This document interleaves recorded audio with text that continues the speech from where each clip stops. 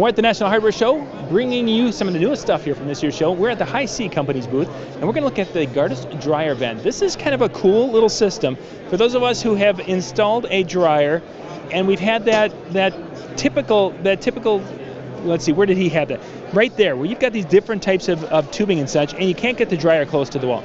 Not that you want it super, super close, but you want to have a little bit closer than typical. Joe, tell me how this little system works to kind of retrofit what I've got at home. Sure.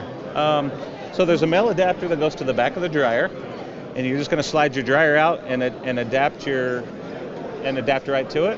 The next thing that you're going to do, imagine that this is your drywall. Yep. What you're going to do then is you're going to clamp the male adapter to the dryer,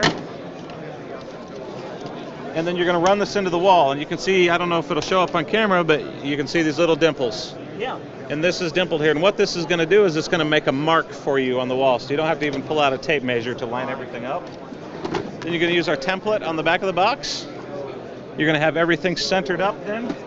Mount your piece to the wall, and once you have it mounted into the wall, all you're going to do is slide it into place, and now your dryer's connected. Now if you go to clean it, you're just going to wiggle it free. You're going to pull it right out. You're going to clean it, and then put it right back home. Very nice, and it gets that dryer. Goodness, you're getting another 3 to 4 inches of floor space easily. Easily, and you could actually even go tighter if you wanted to trim this down a little bit. We've had some customers that want this an inch away from the wall, and so we'll just trim this back a little bit. We've got it set now at a standard, so it'll match a dryer match a washing machine with the hose connections.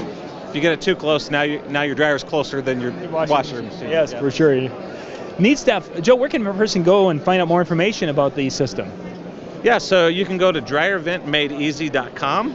You can visit us at highccompany.com, or you can go, we're selling them online in a few places as well.